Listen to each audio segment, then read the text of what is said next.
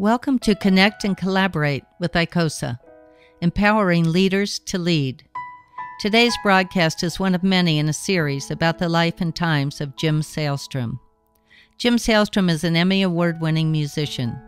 He has been performing with leaders in the entertainment field. Dolly Parton and John Denver have encouraged and influenced Jim, and he has seen a great deal of the world as a professional musician because of them.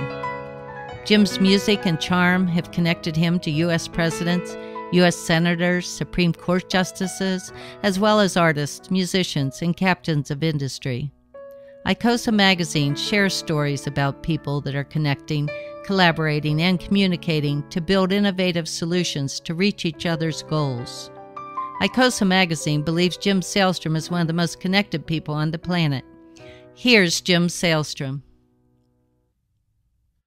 It was so much fun seeing the Hawaiian Islands with my wife Pam, my daughter Casey, our son James, and we got to see all the islands from a cruise ship. In about 11 days, we saw Maui, Kauai, the big island Hawaii, Oahu, and we saw volcanoes and whales, and it was really special. It's amazing to think that I'm 51 years old and I have grown-up children. Casey just graduated from college at the age of 22. She graduated from CU Boulder in film studies, and James just started school there, and he just loves it. It's amazing because they're grown up, and we're traveling around the world together, and they're a lot of fun to be with, and it makes me feel very proud because as a musician, I've been on the road a lot.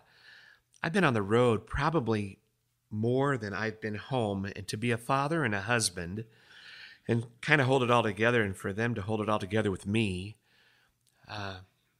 it's been challenging at times. But when I think back and looking out over Hawaii, traveling around Honolulu, we went up to the North Shore, which is very cool, and then we came back and I showed the kids a neighborhood where Dolly Parton had a home.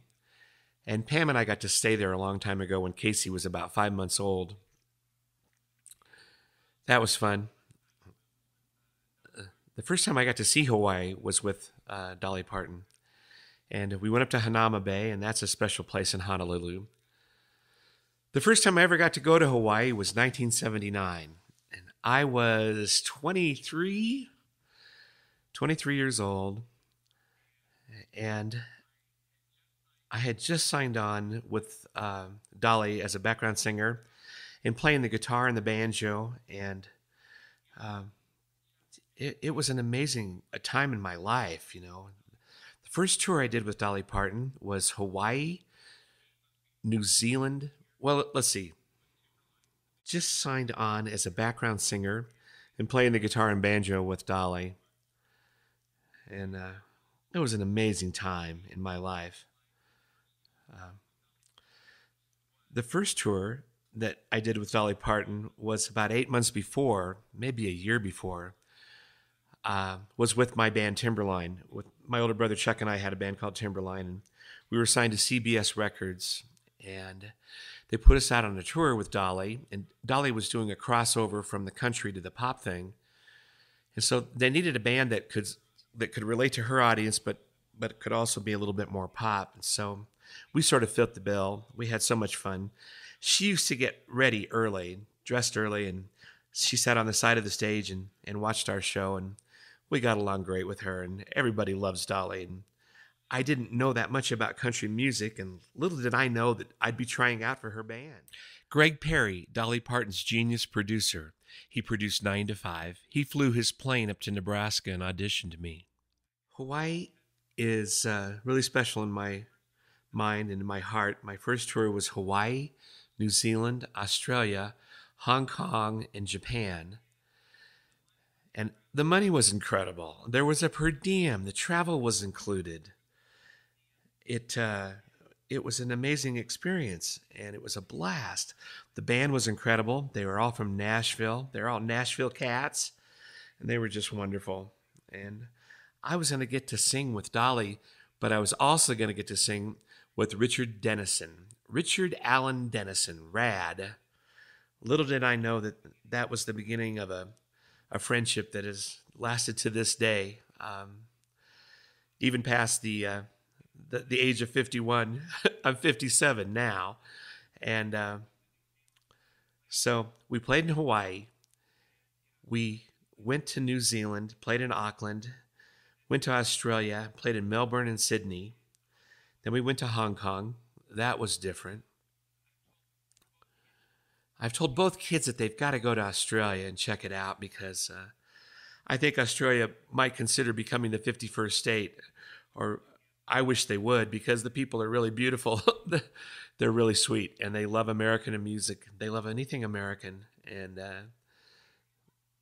that was a lot of fun. I love it so much. I think we've been there 4 times with Dolly. I didn't really grow up with country music. I learned so much, though, from Richard Dennison and Tom Rutledge and Joe McGuffey and Don Warden, and, of course, then Dolly. My gosh. She's written thousands of songs, and she's still writing. She's writing probably right now, and probably working on a song for a movie or a new record. And you talk about funny. Dolly Parton's very funny. And was on a radio show in Knoxville, Tennessee, and then joined Porter Wagner's band and did duets with him. Porter Wagner was really a famous, established country singer, and so that was a big break for her. And she left Porter Wagner and went off on her own, and I think I met her when she was about 31.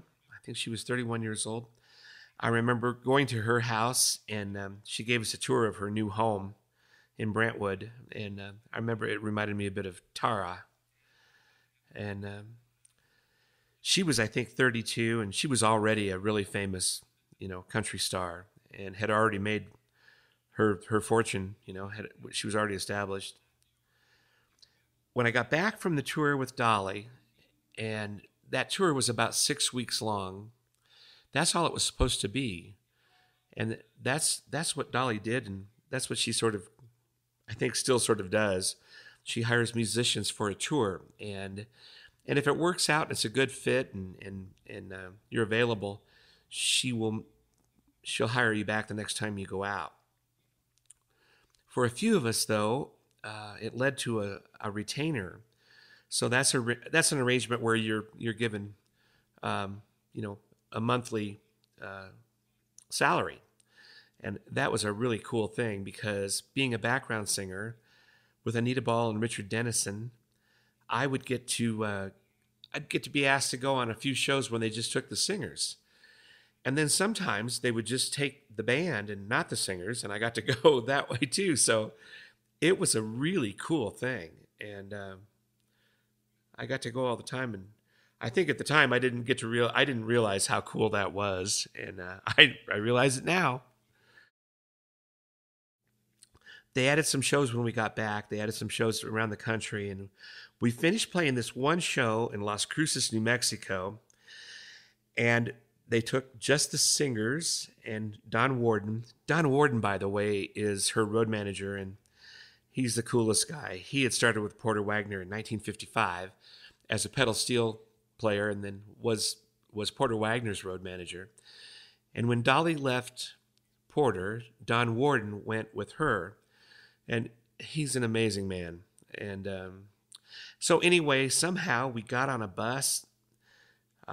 We drove from Las Cruces, New Mexico to a place and got on a plane, and we flew to Washington, D.C., where we got to perform for Jimmy Carter.